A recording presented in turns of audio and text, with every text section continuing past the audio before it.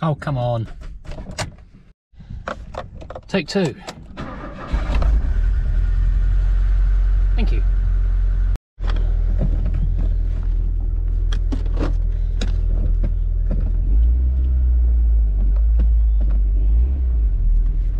Why is the airbag light on? That's a new one. Oh, we got no brakes. This is rubbish braking on this car.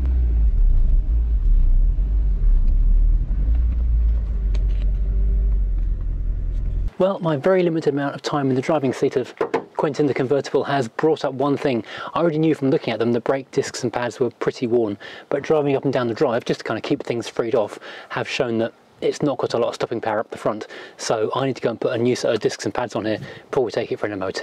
I knew it was a job that needed doing, but this car is the gift that keeps on giving. Well, I just got this big orange box of bits turned up from Autodoc, all destined for Quentin the Convertible. I was going to go and open it by the car, but of course it's raining as usual. So I'm opening it in the boot and hopefully it'll stop soon and we can actually go and fit them. Let's see what's in the box. This box of Ridex parts arrived from Autodoc yesterday and I'm quite excited because it means the convertible is now one more step closer to being on the road again. Let's see what we've got in here. Well, first of all, we have got the brake pads. Front pads, obviously, Honda Land Rover Lotus MG Rover. Oops, haven't obviously opened these up yet. These look pretty decent quality, lots of meat on there, so many miles to be driven on the nice convertible when it's done. Secondly, the discs themselves. So nicely packaged up box in a box, so arrived safely. Plastic wrapped, so there's no rust on them. Looking very nice indeed, one-handed. Hang on, I need two hands for this. Like the Ridex logos all over the packaging. So here we have, I do have two of these obviously. Vented discs. Looking like pretty decent quality items. We'll go and compare them to the car itself in a minute, and we have the second one here. A little shake. And there we have everything we need for today's installation. If you hit the link in the description below, it'll take you to the Ridex store on Autodoc. And also check out the link to the Ridex YouTube channel where you can pick up handy hints and find out what new products are coming. Now it looks like the rain has actually stopped, maybe for long enough to actually fit these things. Let's see if we can crack on. Now, in case you were wondering, I have not had my driveway gloss coated. It's just been raining all morning and all night and all yesterday and all the day before. I just had to wet vac out the back seat area of the car again. I've not put the bench in yet. I won't until it's ready to get the roof fitted.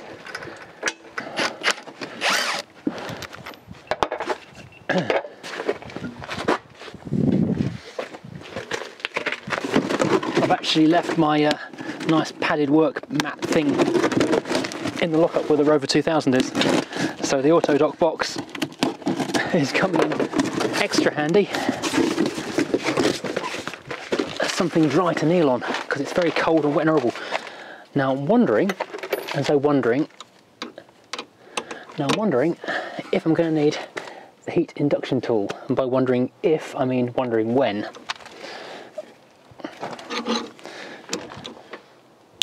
Or maybe not. Wow. Quentin, I'm amazed. Just slacken everything off before I begin. Blimey. For a car that's been parked for 7 years under a sheet, that's astonishing. What's not astonishing is the amount of cobweb and crud in the calipers. Ugh, dearie me. And before we go any further, I will say there is an axle stand as well as the jack. These are both the Draper heavy duty 3-ton things. I'll put links in the description below. These are proper solid items. It is opening the top of the reservoir. Just having a quick look in here, and it actually doesn't look too bad. I was expecting it to be murky and horrible, but it's actually quite clear. I've only got a one-person hydraulic pumping bleed kit thing here, which is pretty rubbish. So what I might do is when I go for the MOT, just ask them to flush and bleed the brakes for me. That'd be a lot easier and less hassle out here in the cold. And I've got my big persuader bar, and that is actually coming off really easy. Wow, I did not, well, I expected that kind of grime, but I was not expecting that level of ease. That's astonishing. find something to hang that off there with. Oh, I haven't got anything better than that to tie it up with, so it's going to have to just balance there for the time being.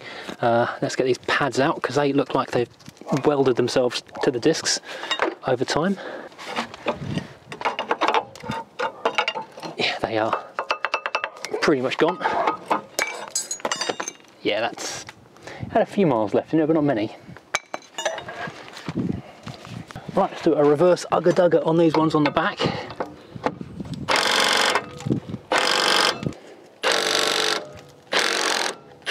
There we go. Rattle it back and forwards once or twice. Breaks the seal.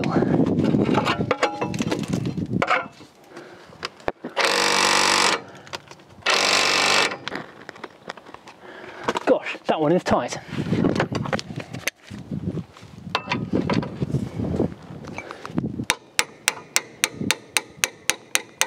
There we go. Maybe not.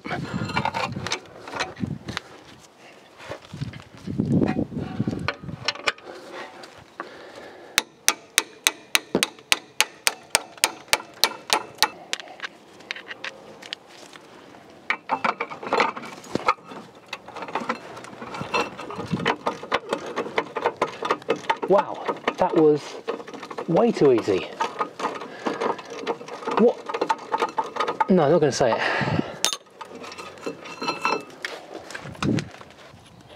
That pad does not want to come out. Oh, that one is a lot thicker than the other one, so I suspect these were not moving as they should. Right, let's get a wire brush and clean this thing up and wind this caliper back inside a wee bit.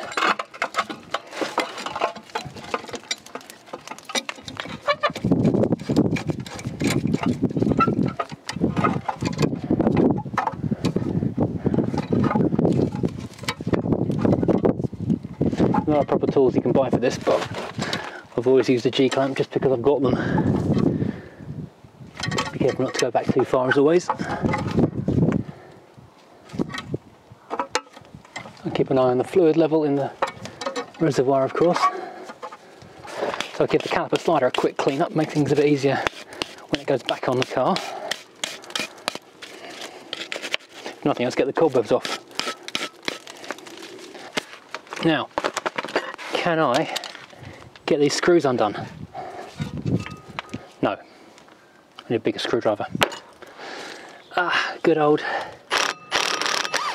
impacty gun. This thing is really good because it's got quite a delicate throttle on it. You can start it off very slowly and work up to full power. So things like Phillips head screws, which thread out, just strip really easily, you can build up to the full whack without destroying the screw. Oh, it's not copper slipped on, I don't think.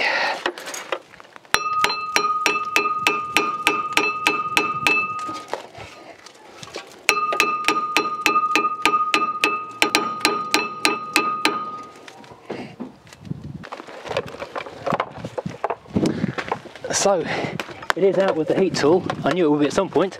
I just didn't expect it to be for a brake disc. I've never had a brake disc that wouldn't come off before. This is entirely new territory for me.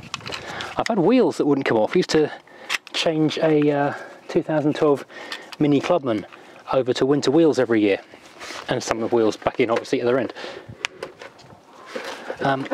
And that, even with lavish amounts of what do you call it, copper slip, would every year just weld those wheels onto the hubs, to the point that I had to use big chunks of wood, jack the car up on one side so one wheel couldn't go anywhere, and use like a wind out type scissor jack on its side to physically push the wheels off every year. But I've never come across a hub welded to a disc. This is a new level of disasterhood. Try and get around all four corners, or all four areas. If you've not seen one of these devices before, they are absolutely fantastic. It's like using a blowtorch or an oxy torch, but far safer and far more controlled, because I can put my hand on the back of it, and yeah, it's actually quite hot, but it's not going to injure you badly. As opposed, it's not going to set fire to the car. Just be a little bit careful near sensors and things because of the electrical field around it, but you're okay with ABS kind of stuff. If this hadn't welded on, I would actually be done and putting the wheel back on by now and onto the other side. If you're just using a single bolt with this thing, it is very quick indeed. I did a job on the Rover Coupe one time when I first got this. I spent 2 solid days on one pinch bolt at the bottom of the strut tower, and I couldn't do it. I'd run out of ideas. Used this, done in 10 minutes.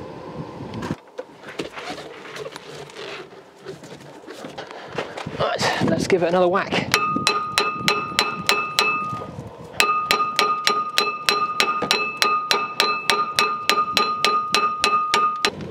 Never seen one like it.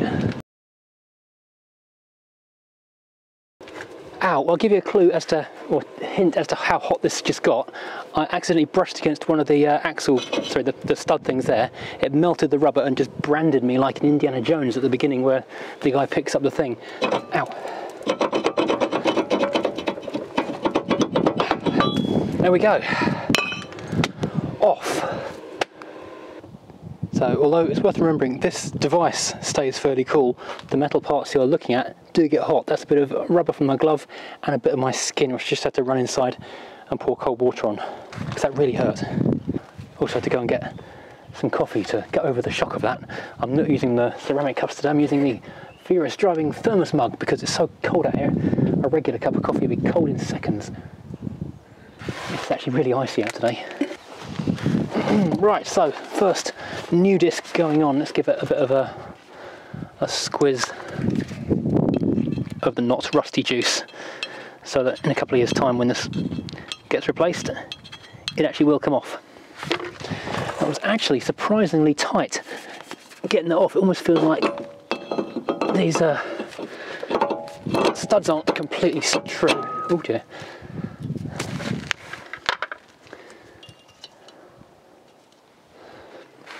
Hopefully this will be a fair bit quicker going back on than it was coming off. It was quite easy coming off, apart from that last bit, which is a bit of a pain. But that Ridex disc there, perfect fit, no problemo. Let's pop this carrier back on.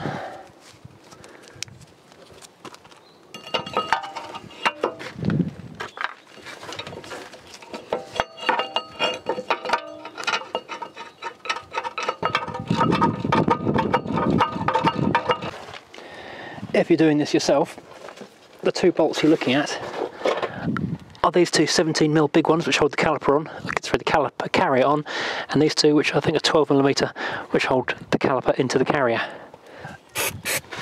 I just did a quick trial fit of the pads, and something I noticed was that this pack didn't come with anti-rattle washers top and bottom.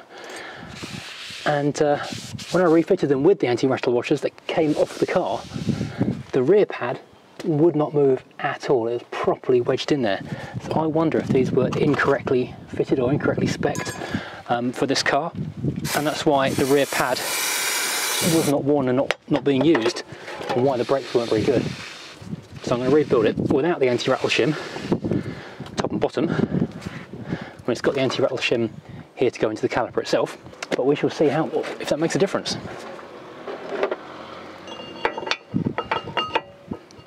And it's still quite a tight fit, even without the anti-rattle.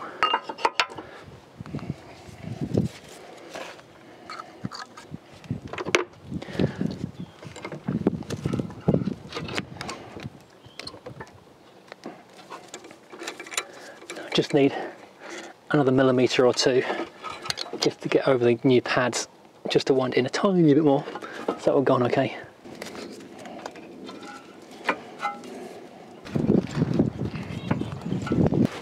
Right, now the fun and games of making, oh, that's not in there, damn it. I thought it went too easy. There we go. That's it now. Oh, damn. The fun and games of lining up these bolts on the back.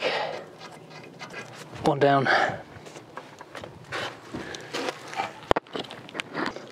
Just squeeze it all tight together into the right place, then it'll go in.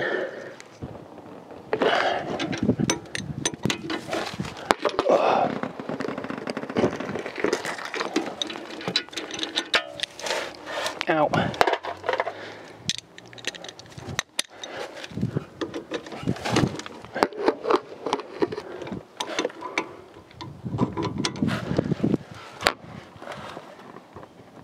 Done. So there we have one shiny and new, unworn, thickly padded Ridex disc and pad from Autodoc. Thanks, Autodoc. Now I just need to go into the other side. Hopefully that won't put up quite such a fight.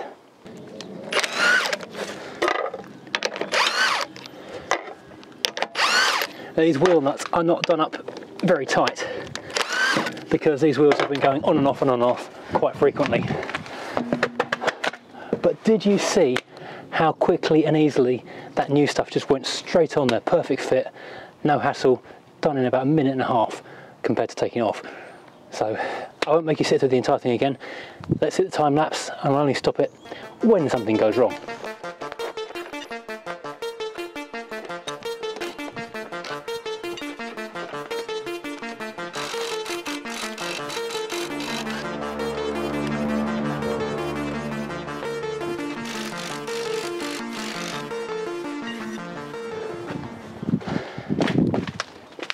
I'll bring you out of time lapse for a second because this here has the same set of anti-rattle shims top and bottom, which are thoroughly wedged into the caliper carrier. Oh, sorry, the caliper. Dear me. And they're actually a bit bent up and shoved in, and again, the rear pad has moved less than the front one, and they're properly wedged in. I think someone's put the wrong top and bottom carrier anti-rattle shims in here, meaning that that's why these brakes weren't working properly. And also they're quite sharp, and I've just torn my glove.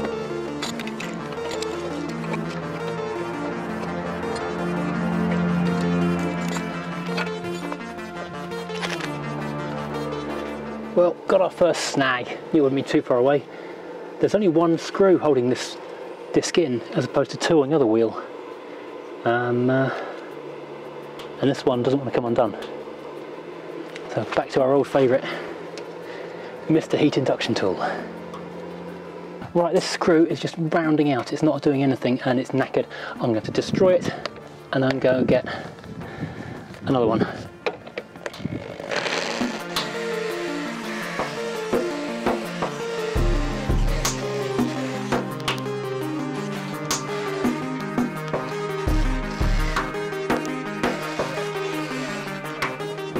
There we have it, one stud of a brake disc fixing screw.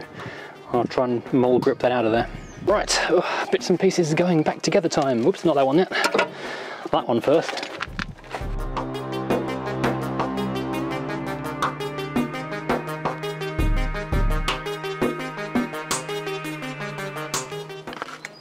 And here we have the new Ridex pads. Once again, much nicer, fresh, new, lots of meat on them.